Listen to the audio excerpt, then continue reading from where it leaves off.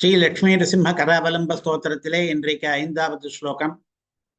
பிரஹ்லாதநாச பரிச்சோதித சர்ப்பஜாத சூடாமணி பிரவரதந்த விநாசஹேதோ ஸ்மிருத்யா தவைவன விவேத தனும் சுபக்தः லக்ஷ்மீ நரசிம்ம மம தேஹி கராவலம்பம்.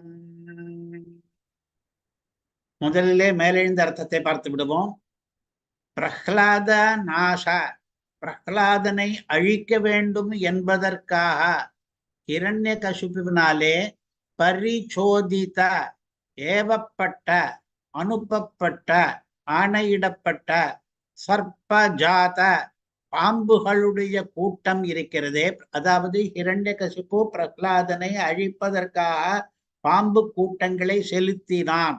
அந்த பாம்பு கூட்டங்களுக்கு என்னவாயிற்று என்றால், சூடாமணி பிரவர தந்த விநாச, அந்த சூடா, அந்த பாம்புகளுடைய பணங்களிலே தலைகளிலே இருக்கிற மணி ரத்னங்கள், பிரபல உயர்ந்தவை மணிசிரேஷ்டங்கள், அவையும் அந்த பாம்புகளுடைய தந்த பல்லுகள், பற்கள், அவையும் விநாச நாசமாயின.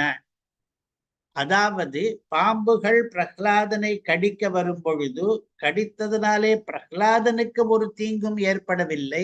ஆனால் அந்த கடித்த பாம்புகளுக்கு தீங்கு ஏற்பட்டது. எந்த மாதிரி தீங்கு ஏற்பட்டது என்றால், அவற்றின் பணாமணிகள் சிதறி போயின, அவற்றினுடைய பற்கள் எல்லாம் கீழே ஒடிந்து விழுந்தன. இப்படிப்பட்ட விநாசத்துக்கு, மணிக்கும் தந்தத்துக்கும் விநாசம் ஏற்படுவதற்கு ஹேதுவான லக்ஷ்மி நிருசிம்மனே என்று சம்போதனம். இந்த லக்ஷ்மி நிருசிம்மனால் தான் அந்த பாம்புகளுக்கு அந்த தீமை ஏற்பட்டது. ஸ்மிருத்யாத வைவ, உன்னுடைய ஸ்மிருதியினாலே, அதாவது லக்ஷ்மி நிருசிம்மனை தியானம் பண்ணி கொண்டே இருந்ததனாலே, சுபக்தஹ, நல்ல பக்தனான அந்த பிரஹ்லாதனானவன், நிரந்தரம் தியானம் பண்ணக்கூடிய வாய்ப்பை பெற்றவன், சக்தியை பெற்றவன். ந விவேத தனும், தன்னுடைய சரீரத்தையே அறிந்து கொள்ளவில்லை, மெய்மறந்து தியானம் பண்ணினான் என்று சொல்கிறோம் இல்லையா. சரீரமே அவனுக்கு மறந்து போய்விட்டது. அப்பொழுது சரீரத்திலே ஏற்படுகிற இந்த வலிகள், உபாதைகள், கஷ்டங்கள் எல்லாம் அவனுக்கு தெரியவே இல்லை, உரைக்கவே இல்லை. அவன் தன்னுடைய சரீரத்தையே மறந்து போய் லட்சுமி என்று தியானம் பண்ணி கொண்டிருந்தான். அந்த தியானத்துக்கு விஷயமான லக்ஷ்மி நிருசிம்மனே, மமதேஹி கராவலம்பம், உன்னுடைய கைப்பிடியை, அவலம்பத்தை எனக்கு நீ கொடுப்பாயாக என்று இந்த ஸ்லோகத்திலே பிரஹ்லாதனை ஹிம்சை பண்ணுவதற்காக அனுப்பப்பட்ட பாம்புகள் எல்லாம் தாங்களே ஹிம்சை அடைந்தன என்பது முக்கியார்த்தமாக இருக்கிறது. இப்பொழுது ஒவ்வொரு பதமாக சௌஷ்டவத்தை பார்ப்போம். பிரஹ்லாதநாச, விஷ்ணு புராணத்திலே பிரஹ்லாத நாச என்கிற பத்தி ஹிரண்யகசிபுக்கு அந்த உத்தேசம் இருந்தது. பிரஹ்லாதனை அழிக்க வேண்டும் என்கிற உத்தேசம் ஹிரண்யகசிபுவுக்கு இருந்ததாலே தான் அவன் பாம்புகளை எல்லாம் ஏவினான் என்று. இந்த உத்தேசத்தை பற்றி இந்த ஸ்லோகம் என்ன சொல்லுகிறது என்றால், விஷ்ணு புராணத்தில் இருக்கிற ஸ்லோகம்.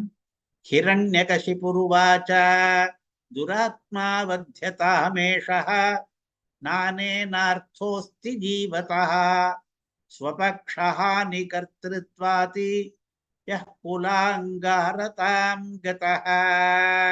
இந்த ஸ்லோகத்திலே ஹிரண்யகசிபுவானவன் பிரஹ்லாதனுடைய குறைகளை கூறி, பிரஹ்லாதனை கொல்ல வேண்டும் என்று தான் எடுத்த முடிவை கூறி, அந்த முடிவை சரிப்படுத்துவதாக அதற்கான காரணங்களையும் கூறுகிறான் ஹிரண்யகசிபு. முதலிலே துராத்மா ஏஷஹா என்று பிரஹ்லாதனை வைகிறான், நிந்திக்கிறான். இவன் துராத்மா என்றால் துர்ஜனன், துஷ்டன். வத்யதாம், இவனை கொல்லுங்கள், இவன் கொல்லப்படட்டும் என்று இருக்கிறது. ஏன் என்றால், நானேனார்த்தோஸ்தி ஜீவதா, இவன் பிழைத்திருப்பதனாலே நமக்கு எந்த பிரயோஜனமும் கிடையாது என்று அர்த்தம். ஏன் கிடையாது, ஏன் இவனை கொல்ல வேண்டும் என்பதற்கு காரணம் சொல்லுகிறான் உத்தரார்த்தத்திலே. ஸ்வபக்ஷஹானி கர்த்திருத்வாது, தங்களுடைய சொந்த கட்சிக்கே இவன் ஹானியை பண்ணுகிறான், தன்னுடைய கட்சிக்கே தீங்கிழைத்துக் கொள்ளுகிறான். இவனுடைய கட்சி என்ன? அசுரர் கட்சி. அசுரர்களுக்கே தீங்கிழைத்து விஷ்ணு பக்தியை பரப்பிக் கொண்டிருக்கிறான். அதனாலே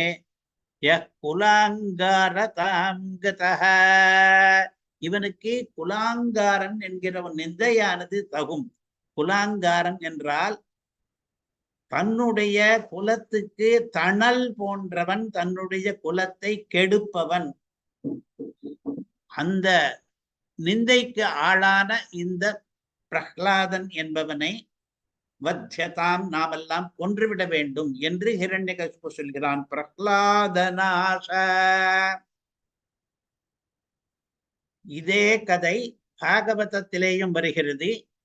அங்கே ஹிரண்யகசிபு பிரஹ்லாதனை கொல்ல வேண்டும் என்பதை எந்த ஸ்லோகத்தின் மூலம் சொல்லுகிறான் என்றால், ஹே துர்விநீத மந்தாத்மன்னே குலபேதகராதம ஸ்தப்தம் அச்சாசனோத்விருத்தம் நேஷ்யே த்வாத்யஜமக்ஷயம்.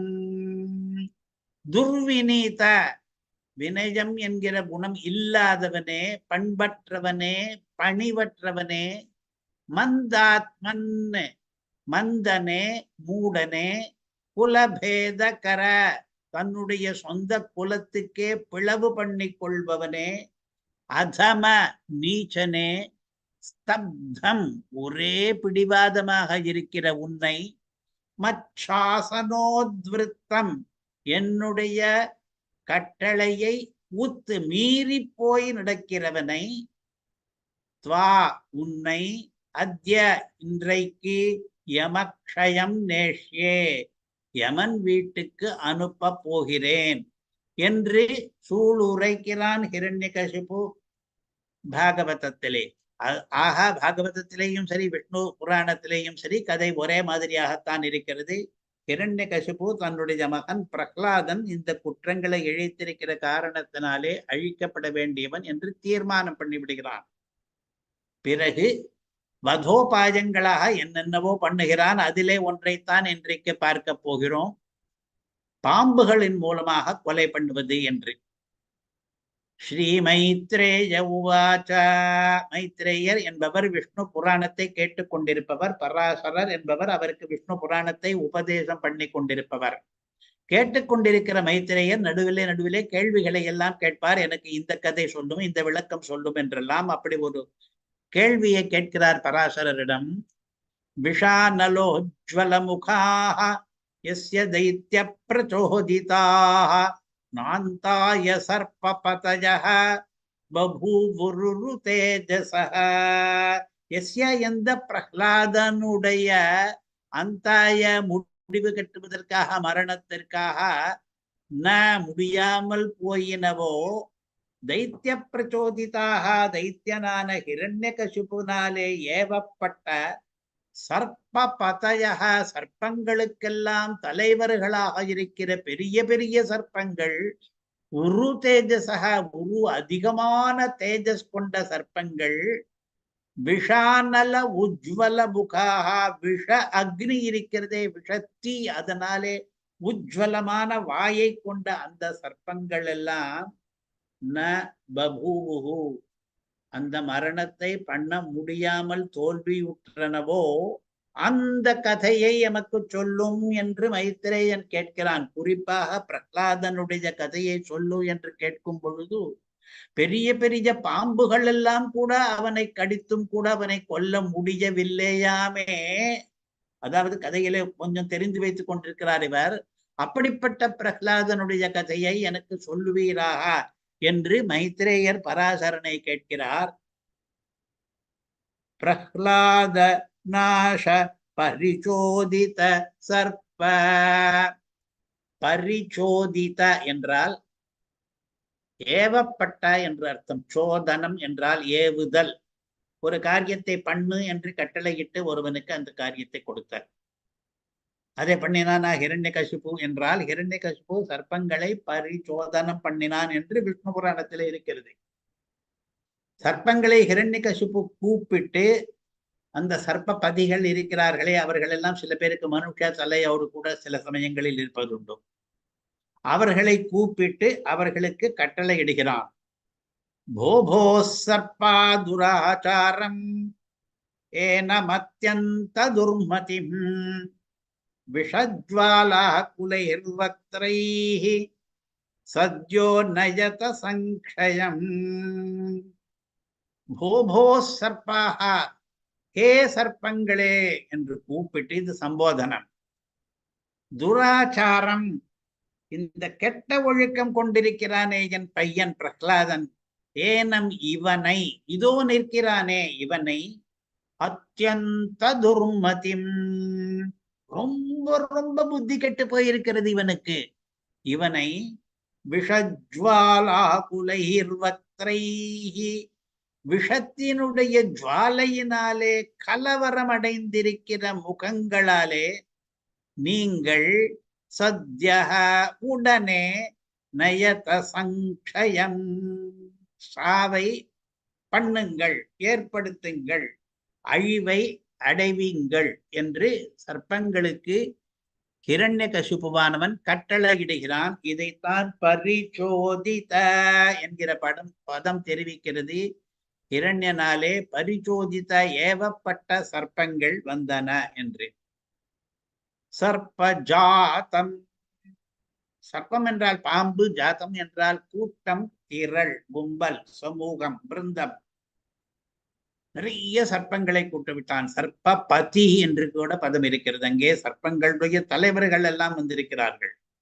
யார் அந்த சர்ப்ப பதிகள் என்றால், அனந்தம் வாசுகிம் சேஷம் பத்மநாபஞ்ச கம்பளம் சங்கபாலம் தார்த்தராஷ்டிரம் தக்ஷகம் காளியம் ததா ஏதானி நவநாமானி நாகானாஞ்ச மகாத்மனாம் என்று சர்ப்ப பதிகள் எத்தனை பேர் இருக்கிறார்கள், அவர்கள் பேர் என்ன என்பதிலே பல இடங்களிலே பல விதமாக மாறுதல் இருக்கலாம். இருப்பதும் சகஜம்தான். ஏனென்றால் வெவ்வேறு சமயங்களிலே வெவ்வேறு பேர் தலைவர்களாகவும் இருக்கலாம். அவர்களிலே 9 பேர் முக்கியமானவர்கள் என்று சொல்லுகிறது வேறு ஒரு புராணம். அதிலே அனந்தன், வாசுகி, சேஷன், பத்மநாபன், கம்பளன், சங்கபாலன், தார்த்தராஷ்டிரன், தட்சகன், காளியன் என்று 9 பேர் பாம்புகளின் தலைவர்கள் என்று சொல்கிறது. இங்கே சர்ப்பபதி என்று இவர்களை எல்லாம், இந்த தலைவர்களை எல்லாம் ஹிரண்யகசிபு ஏவினான் என்று. வேதத்திலேயே சில சர்ப்பங்களின் பெயர்கள் வருகின்றன. தக்ஷக வைஷாலேய திருதராஷ்டிரைராவத தேஜீவாஹ என்று பாம்பு மந்திரங்களிலே சில பெயர்கள் வருகின்றன. மற்ற புராணங்களிலேயும் சில மாறுதல்களுடன் சில பெயர்கள் பாம்புகளுக்கு, பாம்பு பதிகளுக்கு பெயர்கள் வருகின்றன. உதாரணமாக வராக புராணத்திலே அனந்தம் வாசுகிம் செய்வ கம்பளம் ச மகாபலம் கர்கோடகஞ்ச ராஜேந்திர பத்மம் சான்யம் சரீசிருபம் மகாபத்மம் ததா சங்கம் குளிகம் ச பராஜிதம் என்று சில சர்ப்ப ராஜாக்களுடைய பெயர்கள் எல்லாம் வந்திருக்கின்றன வராக புராணத்திலே. நமக்கு இந்த பெயர்கள் இத்தனை 10-12 பெயர்கள் பார்த்தோமே. இப்பொழுது அவற்றுக்குள்ளே எது நமக்கு பிரசித்தமாக இருந்து ஏற்கனவே வேறு கதைகள் மூலம் தெரிந்திருக்கிறது என்றால், வாசுகி என்கிற சர்ப்பமானது அமிர்த மதன கதையிலே மந்தர மலைக்கு பாம்பை கயிறாக கட்டும் பொழுது கயிறாக உதவின பாம்பு வாசுகி என்று அந்த பெயர் நமக்கு பிரசித்தமாக தெரிகிறது. அதே போல கார்கோடகன் என்கிற பாம்பானது நள தமயந்தி கதையிலே அவர்களுக்கு மிகவும் ஹிம்சை பண்ணி நளனை கடித்தது என்று வருகிறது. அந்த பெயர் பிரசித்தமாக இருக்கிறது. தக்ஷகன் என்பது பரீட்சித் மகாராஜா கதையிலே வருகிறது. காளியம் என்பது கிருஷ்ணாவதாரத்திலே காளிய நர்த்தனம் பண்ணினார் கிருஷ்ணர் என்கிற கதையிலே பிரசித்தமாக இருக்கிறது. தார்த்தராஷ்டிரம் என்பது வேதத்திலேயே பெயர் வருவதாலே பிரசித்தமாக இருக்கிறது. சேஷம் என்பது ஆதிசேஷன் என்று பகவானுக்கு படுக்கையாக இருப்பதாலே பிரசித்தமாக இருக்கிறது. இப்படி பல சர்ப்ப பதிகள் வேறு கதைகளிலும் பிரசித்தமாக இருக்கிறார்கள்.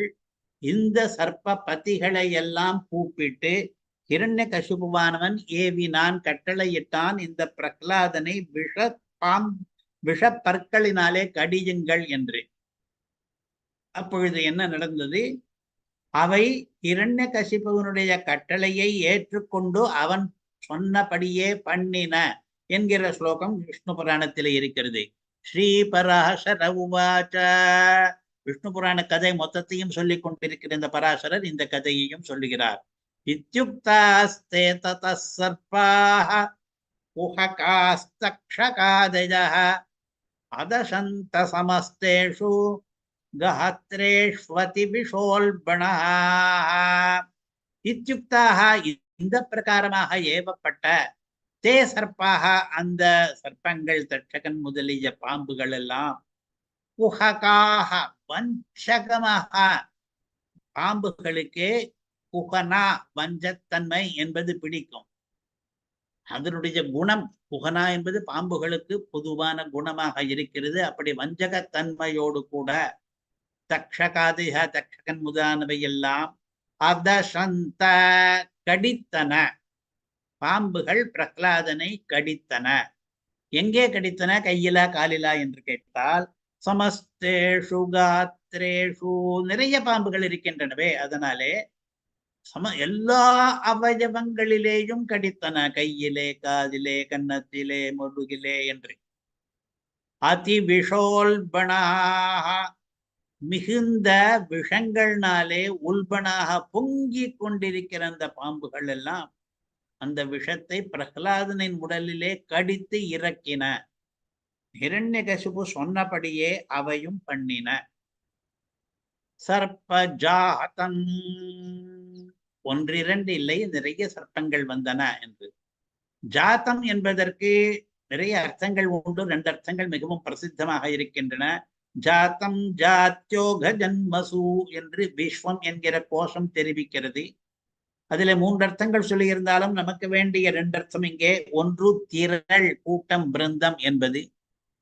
இரண்டாவது ஜாத்தம் என்றால் உண்டானது, பிறவி ஏற்பட்டது என்ற ஒரு அர்த்தம். ஜாத கர்ம முதலியத்திலே இந்த ஜாத்தம் என்பதற்கு இரண்டு அர்த்தங்கள் இருப்பதை வைத்து ராமாயணத்திலே ஆரண்ய காண்டத்திலே ராமசீதா சம்வாதத்திலே வேடிக்கை எல்லாம் கூட நடந்ததுண்டு. இரண்டு அர்த்தங்களும் இங்கே பொருந்தும். இந்த இடத்துல சர்ப்பஜாத சூடாமணி என்று இருக்கிறது. சர்ப்பம் நிறைய வந்திருக்கிறது என்பதும் சரி. நிறைய பாம்புகளை அவன் ஏவி விட்டதனாலே பாம்பு திரள் என்று சொன்னாலும் அதுவும் சரிதான். இல்லை, ஜாதா என்பதற்கு உண்டான என்ற அர்த்தம் சொன்னால் அதுவும் கூட இங்கே ஒட்டுகிறது. பாம்புகளுக்கு ஜாத்தமான சூடாமணியும் தந்தமும் என்றால் தலையிலே மணியும் பற்களும் பாம்புகளுக்கு பிறக்கும் போது ஏற்படுவதில்லை, பின்னாலே உண்டாகின்றன. இவன் அனுப்பித்த பாம்புகளுக்கு உண்டான தலைமணியும் பற்களும் துவம்சமாகி போயின என்று சொன்னாலும் சரி. ஆக இரண்டு அர்த்தங்களையும் மறுபடியும் ஒரு தடவை சொல்லி பார்ப்போம். பாம்பு திரளாக வந்தது, அந்த திரளான பாம்புகளுக்கு மணிகளும் பற்களும் அழிந்தன என்று ஒரு அர்த்தம். பாம்புகளுக்கு மணிகளும் பற்களும் பின்னால் உண்டாயின, அந்த உண்டான மணிகளும் பற்களும் இங்கே அழிந்து போயின என்பது இன்னொரு அர்த்தம். இந்த இரண்டையுமே வைத்துக் கொள்ளலாம். சர்ப்பஜாத சூடாமணி பிரவர என்று. அடுத்த கருத்து மணி என்பது சூடாமணி என்று இங்கே சொல்கிறார், மணியா என்று புராணத்திலே சொல்கிறார். பாம்புகளுக்கு, நாகப்பாம்புகளுக்கு, உயர்ந்த நல்ல பாம்புகளுக்கு தலையிலே படம் எடுக்கும் பொழுது அந்த படத்திலே ரத்தனங்கள் இருக்கும் என்பது நாம் நேரிலே பார்க்க முடியாததாலே இன்றைக்கு நாம் நல்ல பாம்புகள், நாகப்பாம்புகள் பார்க்கிறோம், படம் எடுப்பதையும் கூட பார்க்கிறோம். ஆனால் மணி, ரத்தனங்களை பார்க்க முடிவதில்லை. ஆனால் இந்த ரத்தனங்கள் இருக்குமா என்றால் பல கிரந்தங்களிலே அது வருகிறது, புராணங்களிலே மட்டுமில்லை. இதோ ஒரு ஸ்லோகம் பாம்புகளுடைய தலை உச்சியிலே இருக்கிற ரத்தனங்களை பற்றி. யதா சிகா மயூராணாம் நாகானாம் மணயோ யதா. இந்த ஸ்லோகம் எங்கே இருக்கிறது என்றால் வேதத்துக்கு 6 அங்கங்கள் இருக்கின்றனவே. சிக்ஷா, வியாக்கரணம், சந்தகா, நிருக்தம், ஜோதிஷம், கல்பகா என்று. அந்த 6 அங்கத்திலே நான் சொன்ன கிரமத்திலே 5வதாக வந்த ஜோதிஷம் என்கிற சாஸ்திரத்திலே இப்பொழுது கிடைக்கிற கிரந்தங்களிலே முதலானது வேதாங்க ஜோதிஷம் என்கிற கிரந்தம் லகதருடையது. சின்ன கிரந்தம் தான், இருந்தாலும் அதிலே ஆரம்பத்திலேயே இந்த நாகங்களுக்கு இருக்கிற மணிகளை பற்றின பேச்சு வருகிறது. ஒரு திருஷ்டாந்தமாக வருகிறது. விரட்டும்.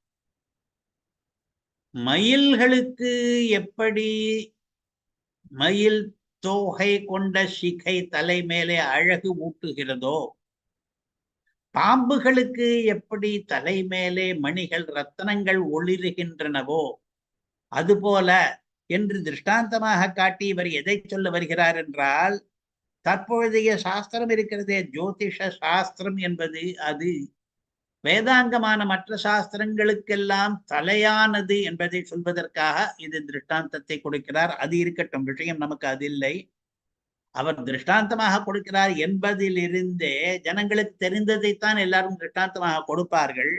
அதனாலே அந்த காலத்திலே ஜனங்களுக்கெல்லாம் பாம்புகள் தலையிலே ரத்தனங்கள் இருப்பது என்பது தெரிந்த விஷயமாக இருந்தது என்று தெரிகிறது. ஸ்ரீமத் பாகவதத்திலேயும் யத்ரஹி மகாஹி பிரவர சிரோமணயः சர்வம் தமః பிரபாதந்தே என்று ஒரு வாக்கியம் வருகிறது. மகா அகி பிரவர, மகா பெரியதான அகி பாம்பு சிரேஷ்டங்கள், பிரவரம்ன சிரேஷ்டங்கள், உயர்ந்த பாம்புகளுடைய சிரோமணயः தலையில் இருக்கிற ரத்தனங்கள், பாம்பு தலையில் இருக்கிற ரத்தனங்கள் மிகவும் உஜ்வலமாக பிரகாசமாக பளிச்சென்று இருக்கிற காரணத்தாலே சர்வம் தமஹ பிரபாதந்தே, எல்லா இருட்டையும் தொலைத்து விடுகின்றன, அங்கே வெளிச்சம் போடுகின்றன பாம்புகள் என்று. பாம்புகள் வந்தால் அது தலையில் இருக்கிற ரத்தனங்கள் அங்கே வெளிச்சம் போட்டுக்கொண்டே வருகின்றன என்று ஒரு வர்ணனம் இருக்கிறது பாகவதத்திலே. இவ்விரண்டையும் இங்கே எடுத்து சொல்வதற்கு காரணம், நல்ல உயர்ந்த பாம்புகளுக்கு தலையிலே மணிகள் இருக்கும் என்பதற்காக. இந்த கதையிலே என்ன ஆயிற்று, பிரகலாதனை கடிக்க வந்த அந்த பாம்புகளுடைய தலையிலே இருக்கிற மணிகள் சிதறி போயின. பாம்புகளுக்கு தொல்லை, ஹிம்சை ஏற்பட்டது, பிரகலாதனுக்கு ஏற்படவில்லை என்று சொல்கிறார். சூடாமணி பிரபரதந்த விநாச, இரண்டாவது பாதம் இன்றைய ஸ்லோகத்திலே. இந்த கதை விஷ்ணு புராணத்திலே இப்படி இருக்கிறது.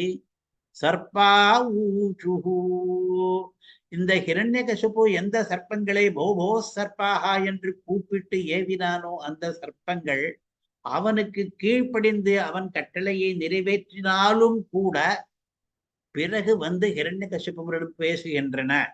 சர்ப்பங்கள் சொல்லின, தம்ஷ்ட்ரா விசீர்ணா மணய ஸ்புடந்தி ஃபணேஷு தாபோ ஹிருதயேஷு கம்பஹ நாஸ்யத்வத ஸ்வல்பமபீஹ பின்னம் பிரசாதி தைத்யேஸ்வர காரியமன்யதி. தங்களுக்கு ஏற்பட்ட ஹிம்சையை சர்ப்பங்கள் சொல்லுகின்றன. தம்ஷ்ட்ரா விசீர்ணா, எங்களுடைய பற்கள், ஆசி விஷங்கள் என்று எங்களுக்கு பெயர் வைப்பதற்கு காரணமான பற்கள், எந்த பற்கள் மூலமாக நாங்கள் விஷத்தை செலுத்துகிறோமோ அந்த பற்கள் விஷீர்ணாக ஒடிந்து போய் சிதறி போய்விட்டன. எங்களுக்கு அந்த பிரகலாதனை கடித்ததனாலே எங்களுக்குத்தான் ஹிம்சை ஏற்பட்டது, எங்கள் பற்கள் தான் உடைந்து போய்விட்டன. மணய ஸ்புடந்தி, எங்கள் தலையில் இருக்கிற மணிகள் ரத்னங்கள் ஸ்புடந்தி வெடித்து போய்விட்டன. ஏனென்றால் இவை அவ்வளவு அழுத்தம் கொடுத்து அந்த விஷத்தை செலுத்துகின்றன. அப்பொழுதும் அந்த விஷம் உள்ளே இறங்க மாட்டேன் என்கிறது. பணேஷு தாபஹ, எங்களுடைய பணங்கள் இருக்கின்றனவே, தமிழிலே படம் எடுக்கிறது என்ற அந்த படம், அந்த படங்களிலே தாபஹ சூடு ஏறுகிறது, ஜுவரம் எங்களுக்கு வருகிறது போல் இருக்கிறது. ஹிருதயேஷு கம்பஹ, எங்களுடைய ஹிருதயங்களிலே ஒரு நடுக்கம் வருகிறது, நாங்கள் வியாதிக்கு உள்ளாகிறோம். நாஸ்யத்வத ஸ்வல்பமபீஹ பின்னம், இந்த பிரகலாதனுடைய தோலிலே கொஞ்சம் கூட பிளவை ஏற்படுத்த முடியவில்லை. இவ்வளவு அழுத்தமாக நாங்கள் கடித்தாலும் கூட அந்த தோலிலே ஒரு அடையாளம் கூட விழமாட்டேன் என்கிறது. அந்த தோலிலே பின்னமாக, அதாவது பேதம் எதுவும் ஏற்படவில்லை. முன்னே எப்படி இருந்ததோ அதே மாதிரிதான் அவனுக்கு தோல் இருக்கிறது. பின்னம் என்பதற்கு ரெண்டு அர்த்தம். இங்கே இரண்டாவது அர்த்தத்தை வைத்துக் கொள்வோம். அதாவது முன்போலே இப்பொழுதிருக்கிறது என்கிற அர்த்தம் வேண்டாம். அதை பிளக்க முடியவில்லை. எப்பொழுதும் தோலிலே பல்லை குத்தி பிளந்துதானே விஷத்தை உள்ளே செலுத்த முடியும். அந்த முதல் பகுதியை எங்களாலே பண்ண முடியவில்லை. தோலை பின்னப்படுத்துவதே எங்களால் நடக்கவில்லை. தைத்தியேஸ்வர பிரசாதி, தைத்தியர்களுக்கெல்லாம் ஈஸ்வரனாக அதிபதியாக இருக்கிற ஹிரண்யகசிபுவே, நீர் கட்டளையிடும். என்ன பண்ணுவது இப்பொழுது? இதற்கு மேலே என்ன பண்ணலாம்? காரியம் அந்நியது, வேறு ஏதாவது தான் நீர் பண்ணிக்கொள்ள வேண்டும். எங்களால் கையால் ஆகவில்லை, எங்களுக்கு சக்தி இல்லை. நாங்கள் எவ்வளவுதான் குத்தினாலும் எங்களுக்குத்தான் அது பாதகத்தை ஏற்படுத்துகிறது. பாதம் என்றால் கொஞ்ச நஞ்சம் இல்லை. எங்கள் பற்கள் எல்லாம் வெடிக்கின்றன, எங்கள் ரத்தனங்கள் எல்லாம் வெடித்து சிதறுகின்றன, எங்கள் படங்களில் எல்லாம் சூடேறுகிறது, எங்கள் ஹிருதயத்தில் எல்லாம் நடுக்கம் வருகிறது. ஆனால் ஒரு சிறிது கூட இந்த பிரகலாதனுடைய தோலிலே கூட ஒரு பேதம், ஒரு பிளவு ஏற்பட மாட்டேன் என்கிறது. நாங்கள் என்ன பண்ணலாம்? இதற்கு மேல் நீர் வேறு ஏதாவது பண்ணிக்கொள்ள வேண்டியதுதான் என்று அந்த சர்ப்பங்கள் ஹிரண்யகசிபுவினிடம் வந்து முறையிடுகின்றன. சூடாமணி பிரவரதந்த விநாச, அந்த பாம்புகளுடைய மணியும் தந்தமும் விநாசம் அடைந்தது. ஹேதோ, அந்த விநாசத்துக்கு ஹேத்துவானவனே என்று லக்ஷ்மி நரசிம்மனை சொல்லுகிறார். பகவான் தானே அப்படி பாம்புகளுக்கு மணிகளும் பற்களும் உடையும்படியாக பண்ணினான். எந்த பகவானை பிரகலாதன் தியானித்துக் கொண்டிருந்தானோ அந்த பகவான் பிரகலாதனுக்கு ஒரு சிறிதும் கூட தீங்கு ஏற்படாதபடி அவனை காப்பாற்றியதோடு மட்டுமில்லாமல் அவனிடம் விஷத்தை பாய்ச்ச வந்த பாம்புகளுக்கெல்லாம் தீங்கை ஏற்படுத்தினவன் பகவான். ஹேதோ, இந்த விநாசத்துக்கு, பாம்புகளுக்கு ஏற்பட்ட விநாசத்துக்கு காரணமானவனே என்று. பாம்புகளுக்கு என்ன ஏற்பட்டது என்றால் முயற்சி வீணானது, அதாவது பிரயத்தனம் விபலமானது. பாம்புகள் ஒரு பிரகலாதனுக்கு விஷம் பாய்ச்சுவதற்காக முயற்சிகளை பண்ணின, அது அத்தனையும் நிஷ்பலமாக வியர்த்தமாக போய்விட்டது, தோல்வி ஏற்பட்டது. அது மட்டுமா இருந்தால் அவை சகித்துக் கொள்ளும். ஆனால் தன்வினை தன்னை சுடும் என்று ஒரு பழமொழி இருக்கிறது, அந்த மாதிரி ஆயிற்று. இன்னொருத்தனுக்கு நாம் கெடுதல் பண்ண போனோமானால் அதற்கு மேற்பட்ட கெடுதல் நமக்கே வந்து சேரும் என்று இந்த பழமொழி சொல்லுகிறது. இப்பொழுது இந்த பாம்புகள் எதற்காக பிரகலாதனுக்கு கெடுதல் பண்ண போயின? அந்த பாம்புகளுக்கும் பிரகலாதனுக்கும் எந்த பகையும் நேரடியாக கிடையாதே. பிரகலாதன் அந்த பாம்புகளுக்கு ஒரு இம்சையும் பண்ணவில்லையே என்றால், அந்த பாம்புகள் எல்லாம் சக்கரவர்த்தியான ஹிரண்யகசிபுவினுடைய கட்டளைக்கு கீழ்ப்படிய வேண்டிய நிர்பந்தத்திலே இருந்த காரணத்தினாலே அவன் சொல்லிவிட்டான், அவன் கட்டளையிட்டு விட்டான், அதை நாம் மீற முடியாது என்பதாலே பிரகலாதனை ஹிம்சிக்க போயின.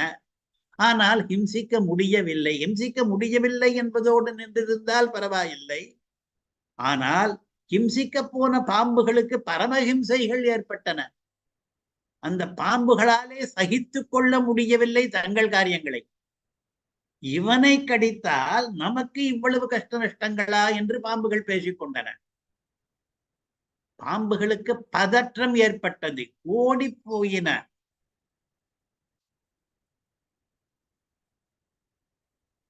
ஹலோ, அப்புறம் பேசலாம், நான் காலத்தரத்துல.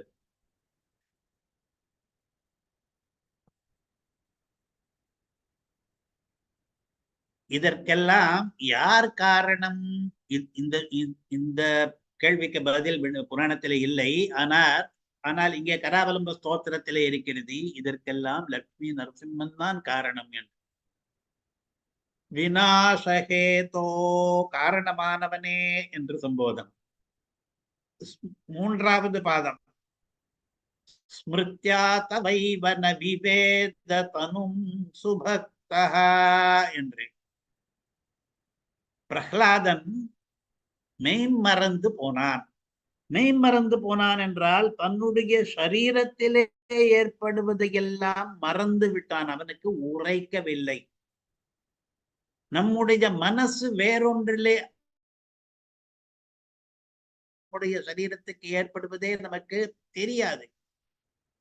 பெரிய பெரிய தபஸ்விகள் எல்லாம் தபஸ் பண்ணி கொண்டிருக்கும் பொழுது அவர்களுக்கு ஒரு எறும்பு கடித்தாலோ கொசு கடித்தாலோ அவர்களுக்கு அதெல்லாம் உரைப்பதே கிடையாது. வால்மீகி கதையிலே வல்மீகம் ஒன்று, ஒரு கரையான் புற்று ஒன்று அவரை சுற்றிலும் ஏற்பட்டு விட்டது என்றெல்லாம் வருகிறது. அதையெல்லாம் கூட அவர் கணிசிக்கவில்லை, பொருள்படுத்தவில்லை. ஏனென்றால் அவருக்கு அதெல்லாம் தெரியவே இல்லை, மனசு வேற எங்கேயோ இருக்கிறது. அதே போலத்தான் இந்த பிரகலாதனுக்கு மனது முழுவதுமாக பெருமாளை சூழ்ந்து கொண்டு விட்டபடியினாலே அவனுடைய சரீரத்துக்கு என்ன நடக்கிறது என்பதே அவனுக்கு தெரியாமல் போய்விட்டது. ஸ்மிருத்யா தவைவ தவ ஸ்மிருத்யா ஏவ, உன்னையே நினைத்து கொண்டிருக்கிற காரணத்தினாலே ந விவேத தனும், தன்னுடைய சரீரத்தை அவன் அறியவே இல்லை, சரீரத்தை பற்றின சிந்தையே இல்லை. அதற்கான புராண வச்சனத்தை இப்பொழுது பார்க்க போகிறோம். விஷ்ணு புராணத்திலே சத்வா சத்தமதி கிருஷ்ணே தஷ்யமானோ மகோரகைஹி ந விவேதாத்மனோ காத்ரம் தத்ஸ்மிருத்யாஹ்லாத சுஸ்திதஹ என்று.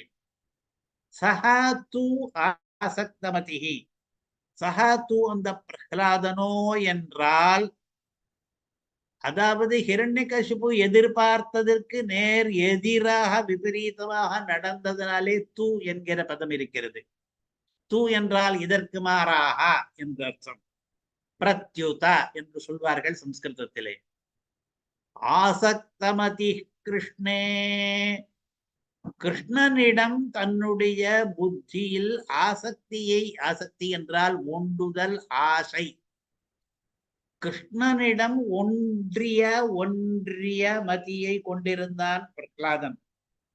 நமக்கு ஒரு சந்தேகம் வரும், கிருஷ்ணாவதாரம் இன்னும் நடக்கவில்லையே, இப்பொழுதுதானே நரசிம்மாவதாரமே நடக்க போகிறது, கிருஷ்ணனிடம் என்று சொல்கிறாரே என்று. கிருஷ்ணன் என்கிற பெயரானது பகவானுக்கு பிராச்சீன காலத்தில் இந்த கிருஷ்ணாவதாரத்துக்கு முன்பே கூட உண்டு. கிருஷ்ணன் என்பதற்கு பல அர்த்தங்கள் இருக்கின்றன. கிருஷ் என்கிற தாதுவிலிருந்து எல்லாரையும் கவரக்கூடியவன், ஆகர்ஷிக்க கூடியவன் என்ற அர்த்தத்திலே கிருஷ்ணன் என்கிற பெயர் பெருமாளுக்கு என்றைக்குமே உண்டு. அந்த கிருஷ்ண பகவானிடத்திலே ஆசக்தமதியாக அவன் இருந்த பொழுது, பிரகலாதன் இருந்த பொழுது, மனசு ஷரீரம் என்ற இரண்டும் வெவ்வேறானபடியினாலே ஷரீரத்துக்கு நடந்ததெல்லாம் மனசுக்கு உரைக்காமல் போய்விட்டது. ஏனென்றால் மனசு வேறொன்றிலே இருந்தது. சரீரத்துக்கு என்ன நடந்தது என்றால், தஷ்யமானோ மகோரகை, பெரிய உரகங்கள், உரகங்கள் என்றால் பாம்புகள், ஊர்ந்து செல்லும் காரணத்தாலே உரகம் என்று பெயர். பெரிய பெரிய பாம்புகளாலே தஷ்யமான கடிக்கப்படுகிறவனாயிருந்தாலும் ந விவேத, அவன் அதை புரிந்து கொள்ளவில்லை. அந்த கடியினாலே ஏற்படுகிற வலியோ துக்கமோ அவனுக்கு ஏற்படவே இல்லை. ந விவேதாத்மனோ காத்திரம், ஆத்மனஹா தன்னுடைய காத்திரம் சரீரத்தையே ந விவேத, அவன் மறந்து போயிருந்தான். தன் சரீரத்தையே மறந்து, இதைத்தான் தமிழிலே மெய்மறந்து என்று சொல்கிறோம். மெய்மறந்து அவன் தியானித்துக் கொண்டிருந்தான். அது மட்டுமில்லை, இவனுக்கு அந்த துக்கம் தெரியாதது மட்டுமில்லை, பிரத்யுத, அதற்கு மாறாக அவன் சுகப்பட்டு கொண்டிருந்தான். தத்ஸ்மிருத்யாஹ்லாத சுஸ்திதஹ, மன ஏவ மனுஷ்யானாம் காரணம் சுகதுக்கயோகோ என்று கீதை சொல்வது போலே, இவனை பாம்பு கடித்த போது இவனுக்கு சுகம் வர வேண்டுமா துக்கம் வர வேண்டுமா என்று கேட்டால் அவனுடைய மனசு எதிலே இருந்தது என்பதை பொறுத்துதான் சொல்ல முடியும். நமக்கெல்லாம் பாம்பு கடித்தால் மனசு நம்முடைய சரீரத்திலே இருப்பதனாலே நமக்கு துக்கம் வருகிறது. பிரகலாதனுடைய மனசு அந்த சமயத்திலும் கூட பகவத் தியானத்திலே ஈடுபட்டிருந்தபடியினாலே, அந்த பகவத் தியானம் என்பது ஸ்வதஹா ஆனந்தாவகமானபடியினாலே இவன் பெருமாளை நினைக்க நினைக்க இவனுக்கு ஒரு ஆஹ்லாதம் ஏற்படுகிறது, ஒரு மகிழ்ச்சி ஏற்படுகிறது. அந்த மனசு மகிழ்ச்சியிலே திளைத்து விட்டால் வாஸ்தவத்திலே நடக்கிற சரீரத்துக்கு நடக்கிறது மனசுக்கு தெரியாமலே போகிறது. தத்து அந்த பகவானுடைய ஸ்மிருதி தியானத்திலிருந்து கிடைத்த ஆஹ்லாத ஆனந்தத்தினாலே சுஸ்திதா நன்றாக நிலை பெற்றிருக்கிறான். அந்த ஆனந்தத்திலே திளைத்து கொண்டிருக்கிறான் என்ற அர்த்தம். அப்படி ஆனந்தத்திலே மூழ்கி இருக்கிற பிரகலாதனுக்கு அவனுக்கு சரீரத்திலே ஏற்படுகிற எறும்பு கடி பாம்பு கடி இதெல்லாம் எந்த துக்கத்தையுமே ஏற்படுத்தவில்லை. அதை சரீரத்தை அவன் அறியவே இல்லை என்று சொல்கிறது ஸ்ரீ விஷ்ணு புராணம். அதை அடியொற்றிதான் ஸ்மிருத்யா தவைவ நவிவேத தனும் என்று இங்கே பதங்களை இட்டிருக்கிறார். நவிவேத என்கிற பதம் அங்கே புராணத்தில் இருக்கிற அதே பதம். காத்திரம் என்பதற்கு பதில் தனும் என்று மாற்றி இருக்கிறார். ஸ்மிருத்யா என்பதும் அதே தத் ஸ்மிருத்யா என்று அங்கே இருக்கிற பதத்தையே போட்டிருக்கிறார். இப்படி விஷ்ணு புராணத்திலே இருக்கிற அதே பதங்களை இட்டு ஸ்லோகங்களை ஏற்றுவதன் மூலம் விஷ்ணு புராணம் என்பது மூல கிரந்தம், அதிலிருந்துதான் அதுதான் எனக்கு இந்த ஸ்தோத்திரத்துக்கு பிரமாணமாகிற கிரந்தம் என்பதையும் நமக்கு தெரிவிக்கிறார். தவைவ நவின தவை ஸ்மிருத்யா தவைவ என்றிருக்கிறது. பிறகு நவிவேதன் ஏவ என்றால் மட்டுமே என்ற அர்த்தம். அவதாரணம் என்று சொல்வார்கள். இந்த ஏவ என்பதை இந்த ஸ்லோகத்திலே எங்கே அன்வயிப்பது என்றால் சில இடங்களிலே ஏவ என்கிறதும் ஒன்றுக்கு மேற்பட்ட இடங்களிலே அன்வயத்தை ஏற்படுத்தி நிறைய ரச புஷ்டியை கொடுக்கும். ஸ்மிருத்யா தவைவ என்று தவைவ என்று தவ என்ற பதத்துக்கு அடுத்தபடியாக இருக்கிறது அப்படின்னாலே உன்னுடைய ஸ்மிருதி உன்னுடையது மட்டுமான ஸ்மிருதி என்று, உன்னை தவிர வேற எதையும் நினைக்கவில்லை என்ற அர்த்தம். உன்னை மட்டுமே நினைத்து கொண்டிருந்ததாலே இந்த நிலை பிரகலாதனுக்கு ஏற்பட்டது, ஆனந்தம் ஏற்பட்டது, மெய் மறந்து போனான் என்று. உன்னை மட்டுமே என்ற இந்த அர்த்தம் தான் மிகவும் பொருத்தமான அர்த்தம் கூட. எப்படி என்றால் தியானம் என்றால் என்ன என்பதை விளக்குகிறார் ஸ்ரீபாஷ்யக்காரர் ஸ்ரீபாஷ்யத்திலே. விஜாதீய பிரத்யயாந்தர அவ்யவஹித அவிச்சின்ன ஸ்மிருதி சந்ததி என்று தியானத்துக்கு விளக்கம். தியானம் என்பதும் ஸ்மிருதி என்பதும் ஒன்றுதான் என்றாலும் கூட, ஸ்மிருதி என்றால் நினைவு என்ற அர்த்தம், எண்ணம். தியானமும் எண்ணம் தான் என்றாலும் ஸ்மிருதி சந்ததி எண்ண தொடரது. நிறைய எண்ணங்கள் வர வேண்டும். நிறைய எண்ணங்கள் என்றால் வெவ்வேறு விஷயகமான என்று அர்த்தம் இல்லை. அந்த எண்ணம் தொடர்ந்து கொண்டே இருக்க வேண்டும். அவிச்சின்ன ஸ்மிருதி சந்ததி அறுபடாமல் தொடர வேண்டும். தைல தாராவது என்று அவரே திருஷ்டாந்தம் காண்பிப்பார். நீர்தாரையிலை விட எண்ணெய் தாரையிலே அவிச்சேதம் நன்றாக தெரியும் நமக்கு. அதுபோல எண்ணெய் தாரை போலே ஸ்மிருதி சந்ததமா ஒரு தொடர்ச்சியாக வர வேண்டும். விஜாதீய பிரத்யயாந்தர அவ்யவஹித வேறு எண்ணங்கள் அதிலே உள்புகக்கூடாது. எண்ணம் ஒரே வஸ்துவை பற்றின எண்ணமாக இருக்க வேண்டும். விஜாதீய அதிலிருந்து வேறு வகையிலான பிரத்யய எண்ணங்கள், பிரத்யஜாந்தர வேற்றெண்ணங்கள், அவற்றினாலே அவ்யவகிதமாய் விவதானம் இல்லாததாய் இடைவெளி ஏற்படுத்தி தராததாய் அவிச்சின்னமாக இருக்க வேண்டும். ஒரே வஸ்துவையே சில காலம் நினைத்து கொண்டிருக்க முடிந்தால் அதுதான் தியானம் என்பது. தியானத்துக்கு அவர் அந்த மாதிரி ஒரு லட்சணத்தை சொல்லி இருப்பதை நினைவுறுத்துகிறது. தவைவ ஸ்மிருத்யா என்ற ஏவகாரம் உன்னை மட்டுமே நினைத்து கொண்டிருந்ததுனாலே விஜாத்தீய பிரத்யஜாந்தரம் இல்லாமல் போயிற்று. அவன் அப்படிப்பட்ட தியானத்தை பண்ணுபவர்களுக்கு ஆஹ்லாதம் ஏற்படும், ஒரு ஆனந்தம் ஏற்படும். அதனாலே ஏவ என்பதை உன்னை மட்டுமே தவைவ என்பதிலே சேர்த்துக் கொள்ளலாம். அல்லது ஸ்மிருத்யைவ என்று ஸ்மிருத்யா தவைவ என்ற இடத்திலே ஸ்மிருத்யா ஏவ தவ ஸ்மிருத்யா ஏவ என்று அன்வயம். உன்னை நினைத்துக் கொண்டிருந்ததினாலேயே, உன் பற்றிய எண்ணத்தினாலேயே, அதாவது பகவத் தியானத்தினாலேயே என்று சொல்லலாம். அப்பொழுது என்ன அர்த்தம் என்றால் இவனுடைய சுக துக்கத்துக்கெல்லாம் காரணம் இவன் சரீரத்திலே என்ன நடக்கிறது என்பது கிடையாது, இவன் மனசிலே என்ன நடக்கிறது என்பதுதான் சுகதுக்க ஹேதுவாக இருக்கிறது. இவன் மனசிலே பகவத் தியானம் நடைபெறுகிறது, அதனாலேயே இவனுக்கு சுகம் கிடைத்து விட்டது. வேறெல்லாம் அகிஞ்சித் கரம் என்று அர்த்தம்.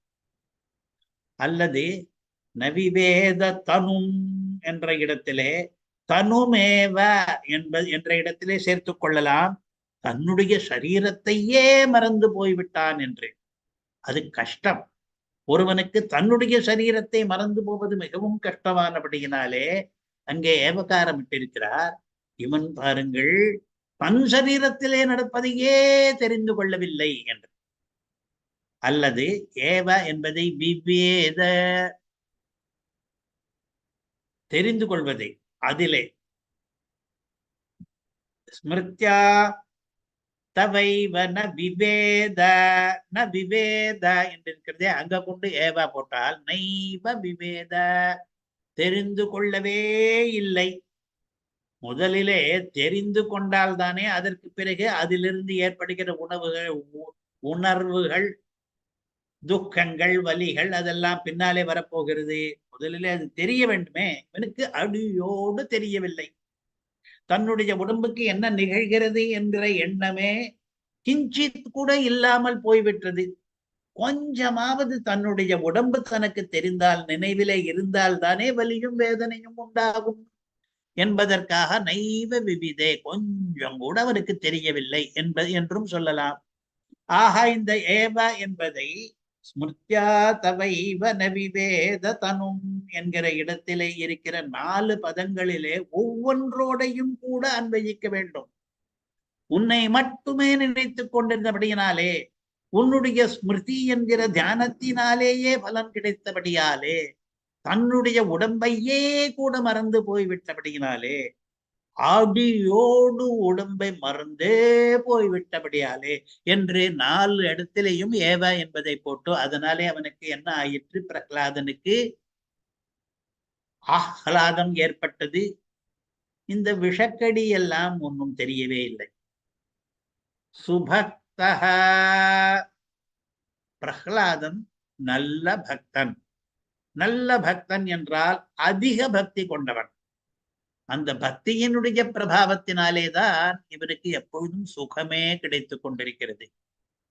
சுபக்தஹா என்பதை விஷ்ணு புராணம் எப்படி தெரிவிக்கிறது என்றால், மைத்ரேயர் சொல்லுகிறார். விஷ்ணு புராணத்திலே மைத்ரேயர் என்ன கதாபாத்திரம்? பராசரரிடம் கேள்வி கேட்கிறவர். அதாவது விஷ்ணு புராண ஸ்ரோதா. அவர் தஸ்ய பிரபாவமதுலம் விஷ்ணோர் பக்திமதோ முனே என்கிறார்.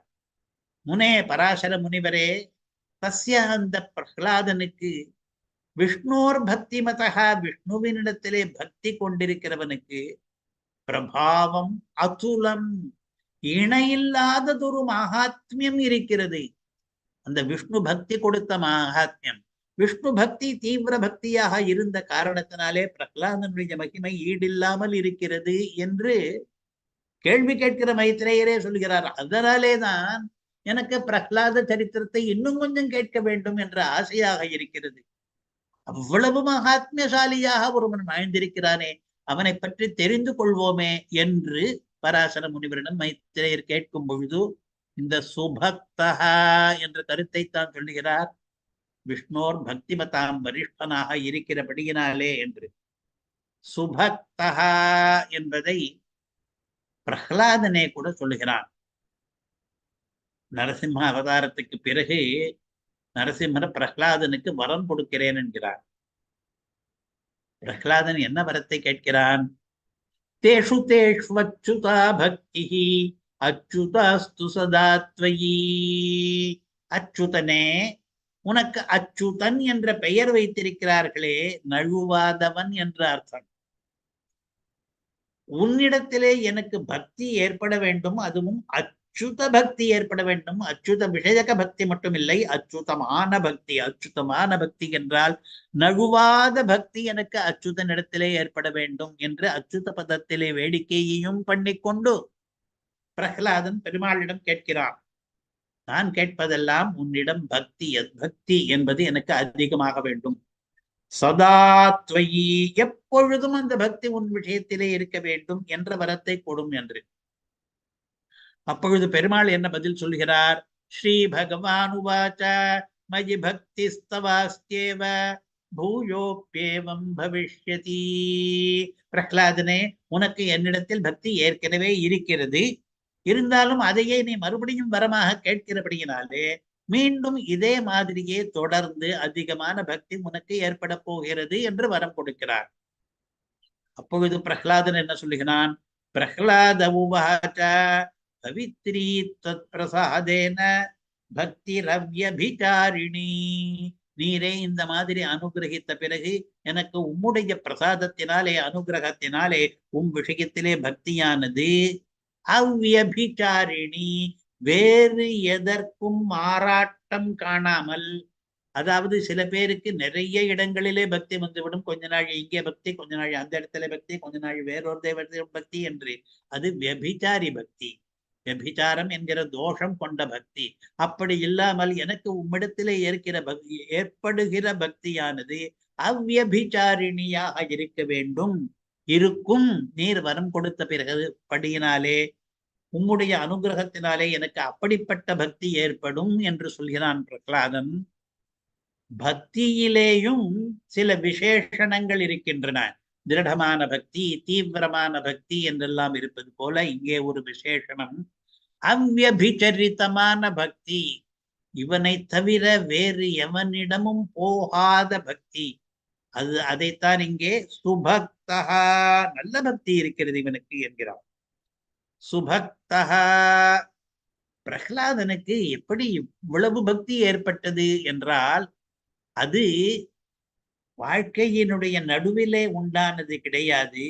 அவன் தன் தாயாரினுடைய கர்ப்பத்திலே இருக்கும் பொழுது, அப்பொழுதே அவனுக்கு ஜாயமான கட்டாட்சம், கருவிலேயே அவனுக்கு ஒரு ரிஷி கட்டாட்சம் ஏற்பட்டு விட்டது.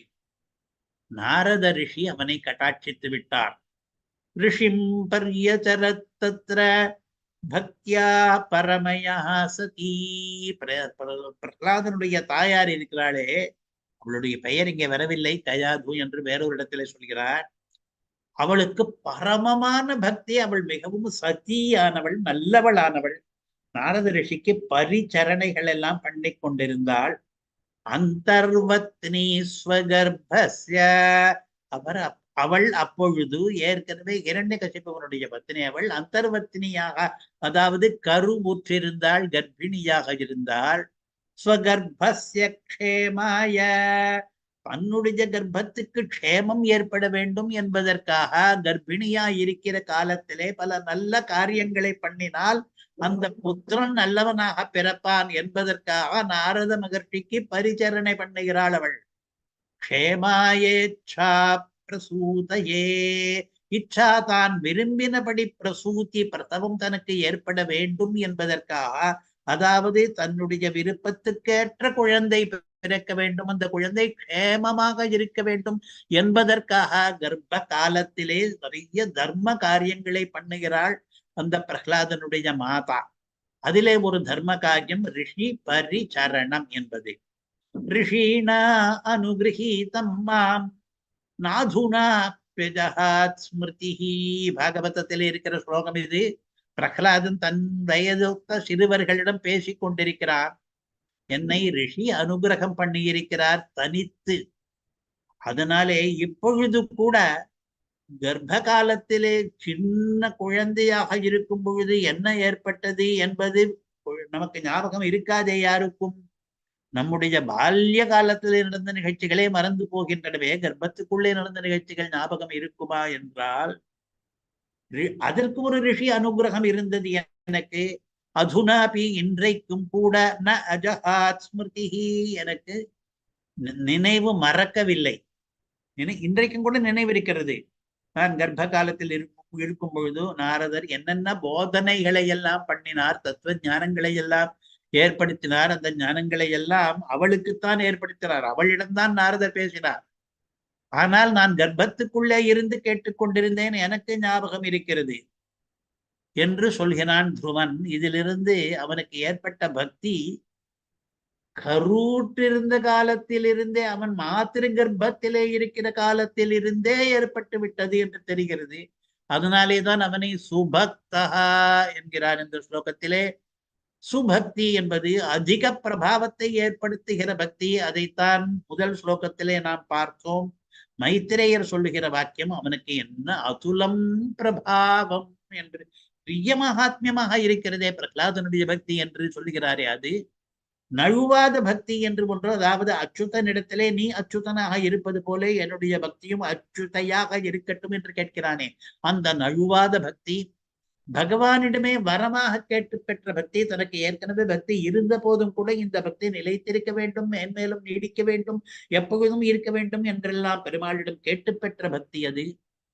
கருவிலேயே, அதாவது கர்ப்பத்திலேயே நாரதராலே உண்டாக்கப்பட்ட பக்தி. அவ்யபிச்சாரியான, அதாவது வேறு ஒருவரிடமும் ஏற்படாத பக்தி. பக்தி பெருமாளிடம் மட்டும்தான் இருக்க வேண்டும் என்று அப்படிப்பட்ட பக்தி. இதைத்தான் சுபக்தி, நல்ல பக்தி என்கிறார். நல்ல என்பதற்கு எப்படி அர்த்தம் சொல்ல வேண்டும் என்றால், இங்கே சொன்னோமே 5. அவ்யபிச்சாரியான, கர்ப்பத்திலிருந்தே உண்டான, சிறகாலிகமான, பகவானே கொடுத்த, நழுவுதலே இல்லாத, மகா பிரபாவசாலியான என்று இதெல்லாம் இந்த சு என்பதற்கு அர்த்தமாக நாம் வைத்துக் கொள்ள வேண்டும். ஏனென்றால் இதெல்லாம் தான் பிரகலாத பக்திக்கு விசேஷணங்களாக புராணங்கள் சொல்லுகின்றன. சுபக்தா லக்ஷ்மீ நிருசிம்ம மம தேஹி கராவலம்பம். லக்ஷ்மி நிருசிம்மனே, எனக்கு உம்முடைய கரத்தினுடைய அவலம்பத்தை கொடுப்பீராக என்று. இந்த லக்ஷ்மி நிருசிம்மனுடைய கர அவலம்பத்தை கேட்பதுதான் நல்லது என்பதும் கூட பாகவதத்திலேயே இருக்கிறது. சதத்கர ஸ்பர்ஷதுதாகிலா சுபஹ சபத்யபிவ்யக்த பராத்மதர்சனஹ தத் பாத பத்மம் ஹிருதி நிர்விருத்தோ ததௌ. சஹா, அந்த பிரஹ்லாதனானவன், தத்து அந்த நரசிம்ம பெருமாளுடைய கரஸ்பர்ஷ கையினுடைய தொடுதலாலே துத உதறி அடிக்கப்பட்ட அகில அசுப எல்லா அமங்களங்களையும் கொண்டவனாய், அதாவது எல்லா அமங்கலங்களும் நீங்கினவனாய் என்ற அர்த்தம். சுதா என்பதாலே பெருமாளுடைய கரம் பிரகலாதன் மேலே பட்ட உடனே அவனுக்கு எல்லா அமங்கலங்களும் நீங்கிவிட்டன. சபதி, உடனே, அதே க்ஷணத்திலேயே.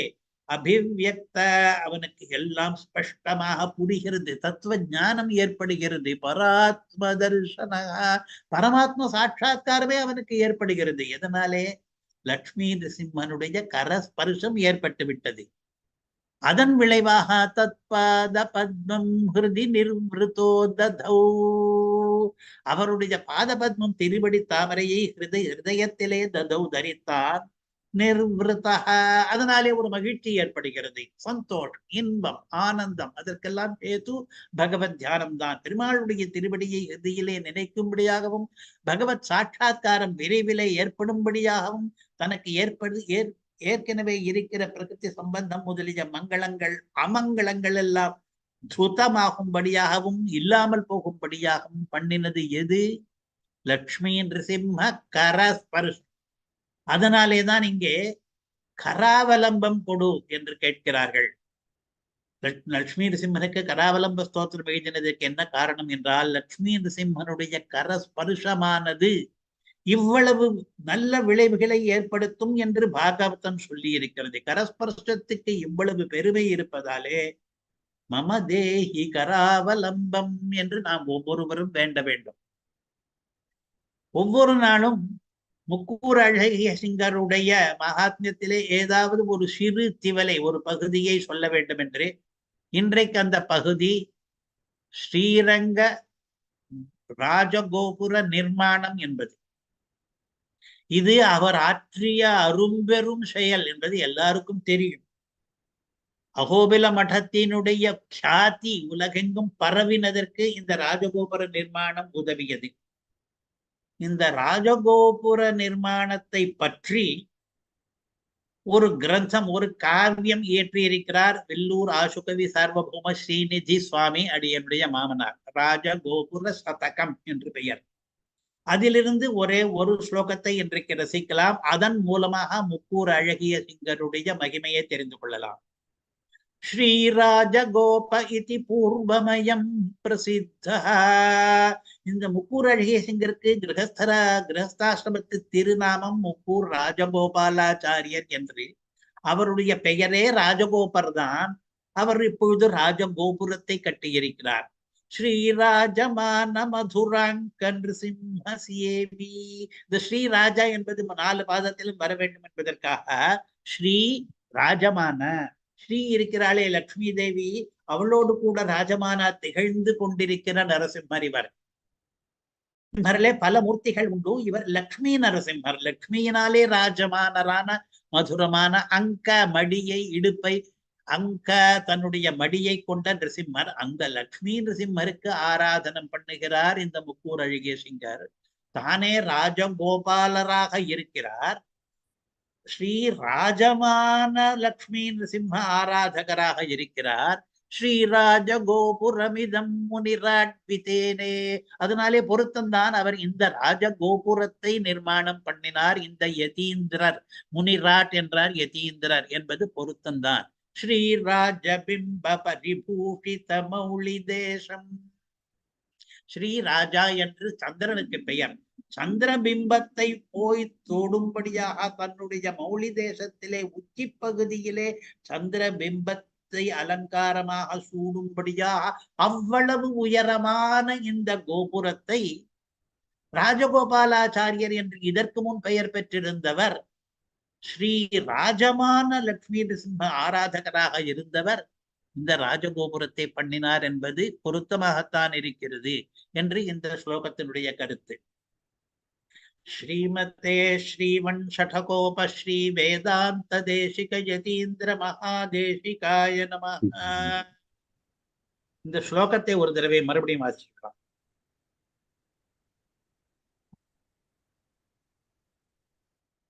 பிரஹ்லாத நாச பரிச்சோதித சர்ப்பஜாத சூடாமணி பிரவரதம் விநாசகேதோ ஸ்மிருத்யாத வைவ ந விவேத தனும் சுபக்தः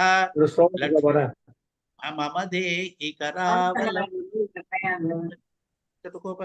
ஸ்ரீ வேதாந்த தேசிக யதீந்திர மகாதேசிகாய நமஹ.